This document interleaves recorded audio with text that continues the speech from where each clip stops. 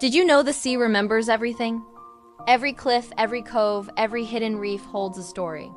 And one of Newfoundland's most haunting stories is that of the Waterwitch. Picture this. It's a stormy November night in 1875. The two-masted schooner, the Waterwitch, sets sail from St. John's. On board are 25 souls, men, women, and children, heading home to Cupids. Their ship is laden with the winter provisions they desperately need to survive the harsh months ahead. There's a sense of hope in the air, the promise of returning to family and friends, but the unforgiving North Atlantic had other plans. As the Waterwitch sailed up the coast, the weather turned treacherous.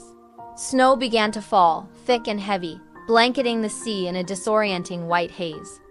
The winds howled, rising to a gale, whipping the waves into a frenzy. In the pitch black of the stormy night, navigating by sight was nearly impossible. Captain Samuel Spracklin, an experienced sailor, battled the elements, but in the blinding squall, he made a fatal miscalculation.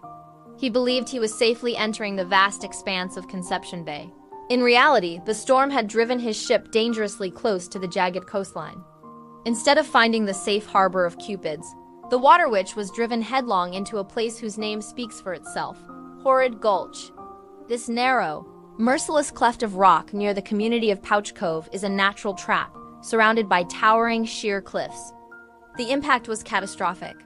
With a sickening crunch of splintering timber, the Waterwitch smashed against the unyielding rock face. The violent waves pounded the helpless vessel, tearing it apart piece by piece. The screams of the terrified passengers and crew were swallowed by the roar of the storm. In an instant, the voyage home turned into a fight for survival. Some were killed immediately, thrown against the rocks, or dragged under by the churning water. Others clung desperately to the broken remnants of the wreck, their hands freezing, their bodies battered by the icy waves, praying for a miracle, praying for dawn. As the ship disintegrated beneath them, Captain Spracklin knew their only chance was to get off the wreck and scale the cliffs. It was a suicidal thought. The cliffs of Horrid Gulch rose hundreds of feet into the darkness, a sheer wall of jagged stone, now slick with ice, snow, and freezing sea spray. But doing nothing meant certain death. Gathering two of his crewmen, he made the terrifying leap from the groaning deck onto the base of the cliff. What followed was an unbelievable feat of human endurance.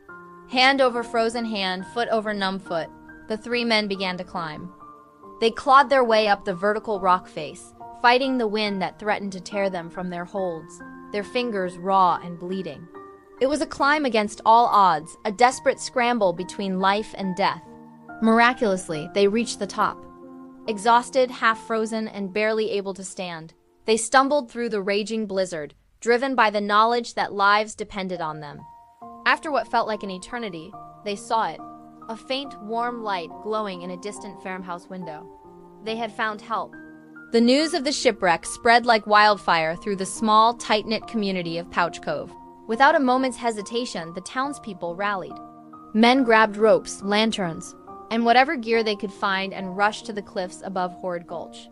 This was their sea, and these were people in peril.